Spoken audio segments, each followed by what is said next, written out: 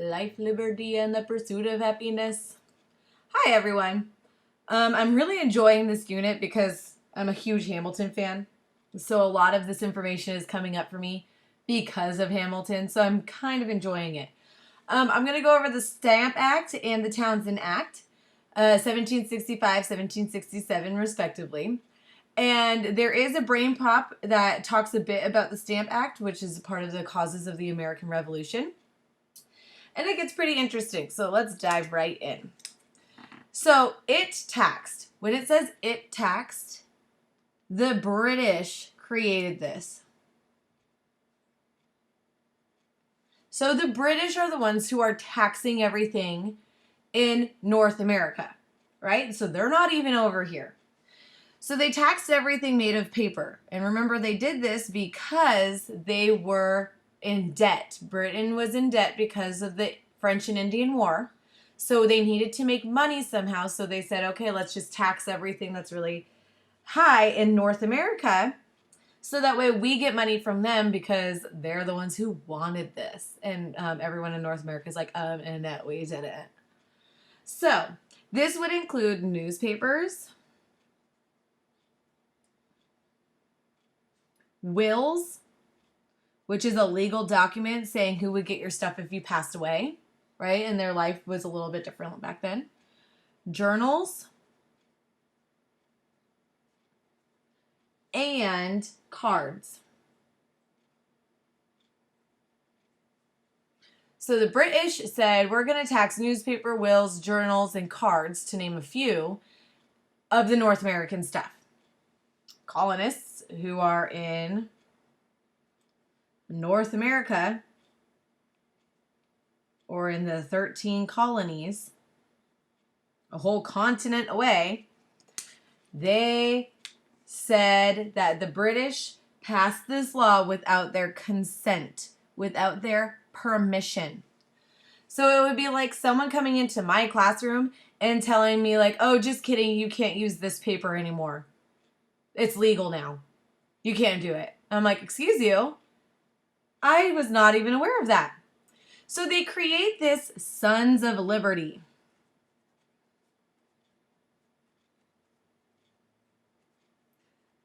Some North American colonists create the Sons of Liberty group.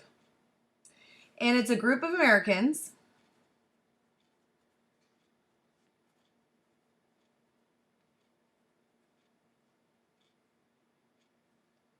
I should say American colonists, actually,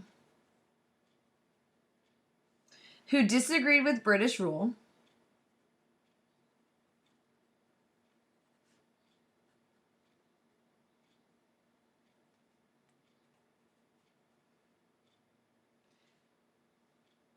And some major people, just to name a few, one was Sam Adams. He was one of the beginning founders when the Sons of Liberty becomes bigger.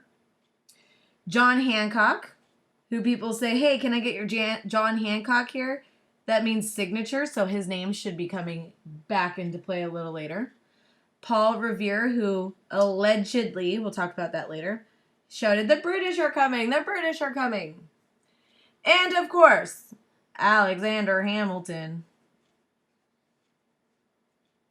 To name a few. This is clearly not just who it's totally made up of, okay?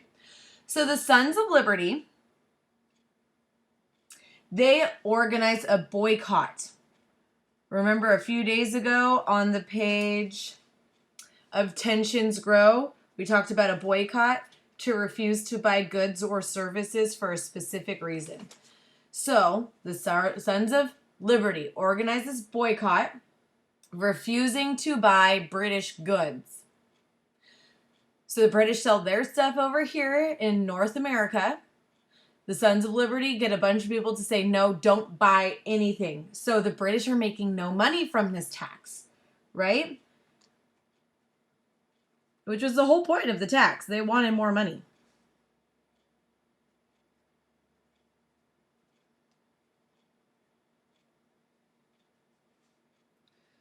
So the British are like, ooh, this didn't look very good for us, because they did this whole tax to get more money. And now the colonists are refusing to spend their money on British stuff, so they're not getting any money. And the Sons of Liberty plan, it worked.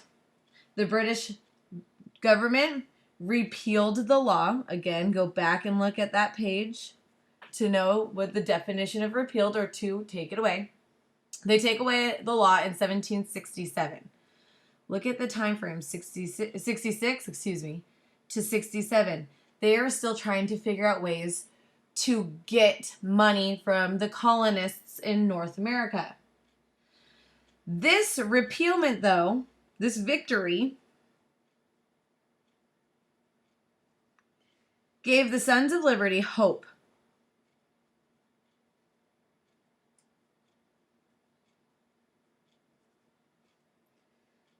So they kept fighting. They're like, okay, this worked. So you know what? Let's just keep boycotting things when they try to tax us without our permission.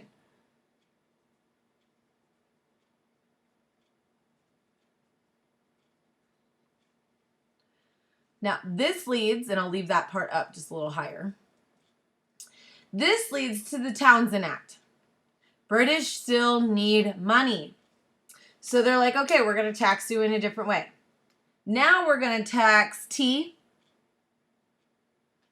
glass, and paint. These are things that were more expensive and harder to come by, but they were very popular, right? Especially the colonists who had money. They were like, okay, we're going to show we have money. We're going to show we're a great part of this civilization because we're able to buy these things. So this is starting to tax like more upper class people. How did the colonists react to that? They demanded the British repeal the law. So they didn't boycott this time. They straight up said, hey, you need to take this law away. It is not good. So British said no. So what do they do again? Another boycott. This time, it included taxed goods and colonial businesses. So what that means is that any colonial business, colonial colony, that sold British goods, they did not buy from there. Which makes it bad for the colonies, the colonists who in their shop, they sell British stuff. And all those tax things like glass, tea, and paint, they refuse to buy all those things. It works again. In 1773, the British government repealed the Townsend Act. But they pass a new law on tea. This leads to the Boston Tea Party, which we will talk about next week. I hope you have enjoyed these videos, and I hope you have learned quite a bit as to how the beginning of the American Revolution started and why the colonists who live in North America